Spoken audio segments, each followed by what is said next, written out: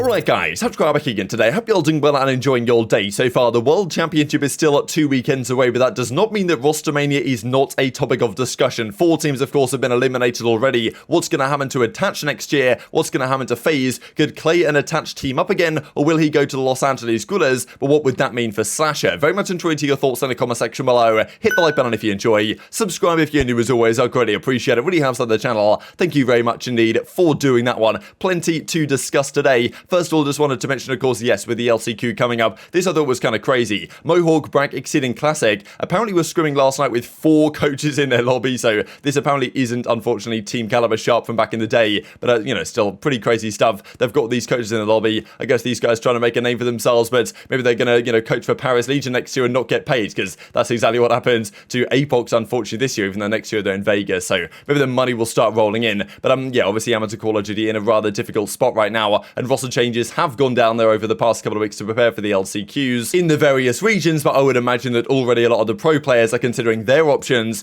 going into next season as well. Method says, happy birthday, TJ Halley. I kind of gave an idea on what Boston might decide to do next year, and we'll talk about some of these rosters here in a few minutes' time as well as to what they might decide to do going into 2023, because Boston are a team for me that have done very well, given what they had going into the year, given the resources they had available to them, right? The fact that they were the last team in, they had to pick up free agents and have made the World Championship and have a decent chance to make something happen there, right? They do have a scary SMG line, but I do think that their project was kind of like a 2-year idea where they do like a Toronto Ultra from Modern Warfare, right? Where they signed 10 players. Of course, Boston didn't exactly do this, but Toronto signed 10 players. They signed their starting team, and plus, like, they had Looney on there. They had like a couple of Spanish guys on there. They're like, was it Mayhem on there or something? They had a pretty crazy, like, deep roster. Brack was on the team as well, and then eventually they find their roster at the end of the year with CleanX, Bance, Classic. It was like Cammy, I think, and Methods, right? Was the team of 5 that was eventually good enough to win a home series. So they spent all year to find a team of 5, and then they pretty much stuck with that team minus Classic going into Black Ops Cold War. So I wonder if it's a similar idea here where they find the pieces, maybe Vivid and Nero, that they like, and then they make changes around that. Maybe Method stays. Of course, like, you know, other AR options might be out there on the table, just because, of course, well, there's some free agents this season, there's no doubt about it. Now, Benji and Asim has been trying to put up a free agent tracker to determine which players are actually available. He was doing this on stream last night, trying to figure out, okay, like, is Vivid, like, is it unclear, like, Capstill, he has the team option because it's the 1+1, but, you know, which players are actually free agents, trying to think about whether Atlanta FaZe, are they free agents now after, of course, re-signing, we're pretty sure, after Modern Warfare, to have the 2-year deal for Black Ops Cold War, and this season as well, have they re-signed next season? Now, Arcitys actually was in the chat here, and as you can see on the right-hand side, this is why content creates content, baby. He says, I saw a YouTube title, we are all re-signed, right? So I imagine he's talking about yesterday's video, so pretty fantastic scenes. But anyway, Arcitys says, we are all re-signed. So confirming, as we expected really in yesterday's video, right? We didn't expect FaZe to blow it up or anything after this year, but like, you know, the question was there, right? If they keep not winning, which I think is a plausible, like, reasonable possibility that the frustrations might begin to raise, but like, not probably yet, it's Call of Duty Vanguard, but if things keep up for the first couple of events, for example, of Modern Warfare, like, you can rule out something potentially happening here. But he does go on to say, we are lovers forever. So this is interesting, right? Like, how long is this FaZe team actually going to stick together? Because he's confirmed they are re-signed for next season. They have, like, renewed their contracts or whatever. So that probably does mean an extra 2 years there if it's another 1+1 deal or whatever that FaZe could potentially take up. But like, how long are FaZe actually going to be a team of this for, right? Because they've already been this team for 2 years now. They're going to go into next season as well. Let's say they have some success next year. They probably keep sticking with it. Like, it's an interesting one because pretty much every team that wanted to compete for championship victories this season built their team to beat FaZe. Like, Optic built their team to beat FaZe. Seattle certainly built their team around trying to take down FaZe with a very similar idea of just trying to, like, actually have players that can outskill FaZe on their day. And of course, every team that's won a grand finals, including 2 of the teams I just mentioned, have done exactly that, right? Beating FaZe in the grand finals and, like, doing what they were intended to do. So that's the thing when you stick together too long, that other teams are going to work around trying to take you down. And that's what's happened this year, and it might be one of the reasons why FaZe haven't had the success they might have been hoping for. But look, they're going to stick together for next season. That does seem to be how it's going to go. But as Ben was pointing out here on the left-hand side, looking at Florida, looking at Los Angeles Guerrillas, is it the team option, whether they extend them? Are they a free agent? Like, Skies, he reckons, is a free agent. Yeez is a free agent, of course. Like, Awakening, free agent as well. So that's the thing. Awakening and Skies, free agents, unrestricted free agents after this season. Same with Clayster and Hydra on the New York Subliner side. And that, of course, is kind of a key discussion point. This also, right, so Clayster does not seem to be, look, he's not going to be on New York next season. There's no doubt about it. But, like, he was even saying here to Gersh the fact that, like, him and New York Subliners have each other muted, right? So, like, he definitely seems to be frustrated with New York as an organization, the way they've kind of treated him this season. He feels pretty harsh harshly done by that he had offers coming in and New York just wouldn't come to an arrangement for a loan or whatever. But, if he did have offers coming in this season, you'd imagine he might well get an opportunity next season anyway. And whether at this point he is kind of past it in his career and he's only got maybe 1 year left in the C deal or whatever, I still do think he can be a valuable asset, right? So I want to see him kind of go to conclusion because Crimsix has been able to do that to still great effect. I still feel like Clayster can make it happen. Now, former teammate of Clayster, of course, none other than Attach back in the FaZe Clan days, for example, many examples really throughout the era. And even Zoom was joking about the fact that they need to bring back Zoom and enable into the team to reunite the old FaZe Clan squad. But I mean, yes, Attach says, wish I was letting into Bakash Heartbreak right now, out of the World Championship, nothing for Attach to play for the next several months. I'm sure instead of playing any Call of Duty, he's probably thinking about what organization, what players he might well join up with next season. This is that kind of Zuma says break-in. Attach has signed a multi-million-dollar contract and will now be playing it for Stallions Call of Duty going into next season. So I thought this was pretty funny, to be honest. And he says, yeah, we're winning a ring next season, I promise. But do you really think that Attach is going to want to stay on the Minnesota Rokkr? It's a team that as an organization hasn't really had much success at all in the first few years of the CDL. They just seem to make bad decision after bad decision. And Attach was by far the MVP of that team this season. I'm pretty sure they live up in Minnesota, right? Like, do you really, I don't know, if you guys are from Minnesota,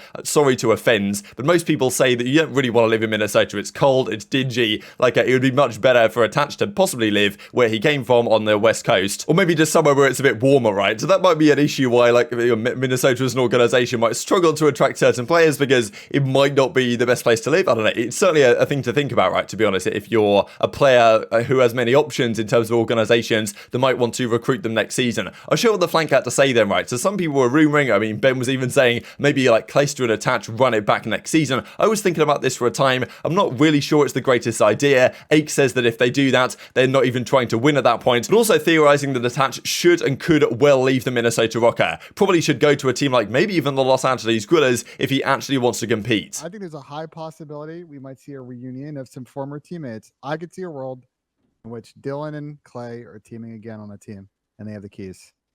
Dylan and Clay with the keys. Interesting. Yeah. And where do you see them going? Any team, I feel like any team that's looking to qualify their roster is giving those two the keys. It's not right. I don't know if Clay and Dylan should do that, man. I'm gonna be honest with you. They need to be on opposite. If you see it, I personally don't see it. I don't see that happening. If they team up, bro, that's literally just like job security because they're not teaming up to win. There's just no shot. Nah, Dylan should be a main AR. He should be an AR player. That's absolutely. It. I think Rokkr might give him the keys, but I could see another team giving him the keys too. So it just ultimately comes down to who else is on the market. But he's definitely going to be getting a raise wherever he's going. He's getting the keys, period, anywhere. It doesn't matter if it's Rokkr. It doesn't matter. He's just going to get the keys. If he stays, he's Bradley Bill, period. If he stays on the Rokkr, he's Bradley Bill. Okay. You don't want to win if you stay there. All right. That's a good comparison, actually. To me, I could see the move I think that makes most sense for him is going back to the West Coast, close to where he's from. Any one of those franchises, I guess, take Thieves out of it. Basically, LAG at this point will probably give him the keys, considering that they won the event this year, didn't qualify for champs. There are a lot of good opportunities for Dylan. I think it may also come down to the money. He's going to have a lot of different offers and potentially able to get the mega bag and those teams to bid against each other. So here we go then with some of the rosters this year. Now, a few of these teams are certainly going to change it. Some of them might not, depending on what happens here at the World Championship. I have rung Los Angeles Thieves just to remind myself to mention them, but there's certainly a lower likelihood than even teams like, of course, Seattle, Toronto, who recently have been struggling. But I think the Mutineers, Paris Legion, Rokkr, and Los Angeles Guerrillas, they're all certainly going to change. 4 teams that didn't make champs. I feel like Boston will also, as possibly will Seattle, Toronto, London. It's all possible here, but obviously it depends what happens at champs, right? If London win champs, then they're not going to change for next year, for example. Same with Seattle or Toronto. But which of these rosters did Attach fit into best, right? Because either Rokkr say, look, we're going to give you a bag, you're going to stay around. What team do you want to build? In which case he might say, okay, a couple of SMG players, bring them in. Or, honestly though, they've tried with these SMGs and it really, Standy, I think still can be a good player, but it hasn't really worked out this year. Priestahh didn't really seem to do that much the last couple of seasons. I think he's not going to struggle to get a spot because I do think the pros rate him highly, but I think that he's definitely literally on last and final call already to stay in the CDL Priestahh. And Attach might just think, look, I'm better off going to another team with actual like ready-made SMG players in effect. You might look at a team like Los Angeles Guerrillas. They've got Huke, they've still got Asim, who's technically there right now. Like, they've got Neptune as well, of course. Like, Attach might look at that and say that's far more attractive as an option. Now, look, Attach this season was effectively towards the end of the year in main AR. I think he can still run a flex, but like, I'd kind of prefer him on a main now. It's interesting how that's gone from being like a kind of slower scump type SMG player to now effectively being the main AR. Now, I think he can run a flex, but like, would I really trust having, let's say, Slasher and Attach, then 2 SMGs, or like Clayster and Attach with 2 SMGs? I honestly kind of would prefer, given the fact that the pace of the game nowadays is got to be so much quicker, especially towards the end of the year, to just have Attach as the main and then build a flex and 2 SMGs around him. In fairness, Rokkr tried that, didn't really work, but not really sure the talent and the ceiling on that team was really there this season, outside of Attach playing great individually. And if he was to go to Los Angeles Guerrillas, then what does that mean for Slasher, right? Because Slasher, I would imagine that they want to build around him, to be honest. If I was LAG, I would think about like trying to keep Slasher on my team, because like he was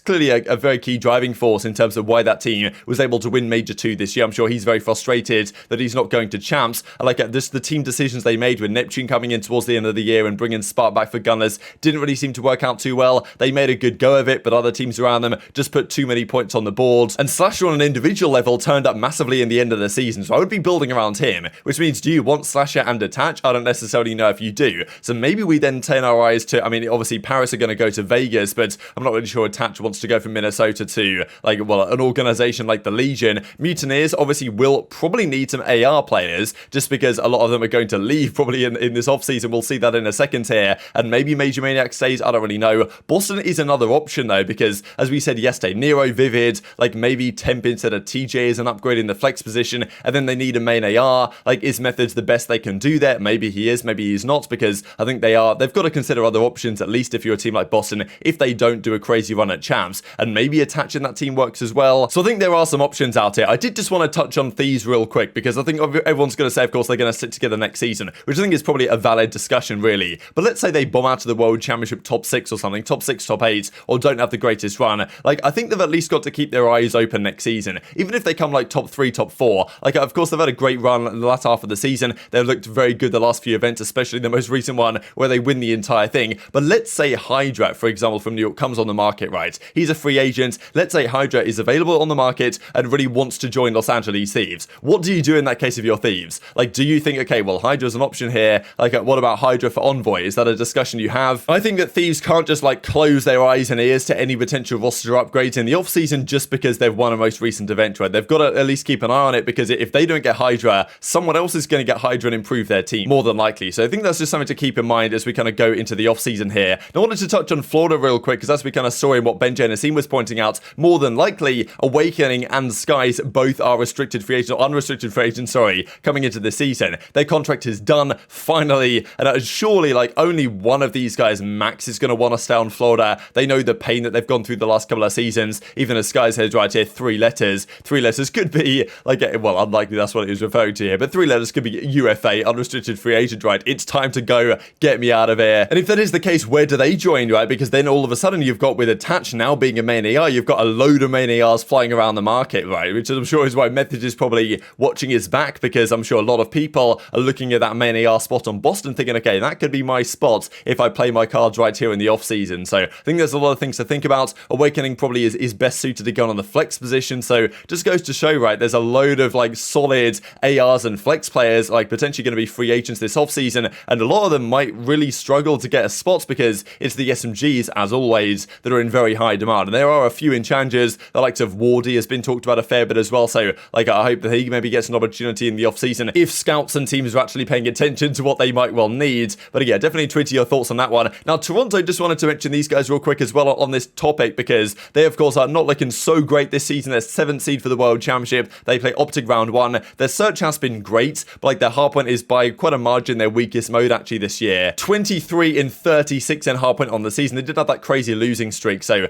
outside of that, they're probably not looking too bad. But I do wonder what Toronto do, because like obviously they're an organization that wants to win. This season that's not happened at all. Like last year they were doing some decent damage and obviously got over the line at stage 2 last year, but this season haven't really ever looked like they can really win an event or anything, apart from of course the start of the year, the kickoff, but that was very early days. is since then it's been downhill, right? So I think that also Toronto are a team that could well blow it up in the offseason as well. And then you've got guys like, CleanX, Cammy flying around. And of course, they've got Scrappy on the bench they might well recruit to their starting team. Then who knows if Insight's there or maybe Clayster comes in. Like, there's so many options here, right? But I do think, like, of course, World Championship placement has a big impact on what happens in the offseason. And also, like, just to touch on New York subliners, as you see Crimsix right here, because, like, if they have a great result at Champs, they might well stick it out confident in their team. But if they fall short at Champs, Hydra's a free agent. Like, does he want to go to another team? Like, what does that mean for the New York roster if they lose Hydra? They're going to have to get another player like Hydra. That's going to be tough to find. So, like, still many questions remain, despite the fact that some of these teams have been performing great lately and might, you'd think, be a lock for next season. I do think it's far from guaranteed. Very much enjoyed your thoughts in the comment section below. Hit the like button if you enjoyed. Subscribe if you're new as always. Take care of yourselves, and I'll see you next time.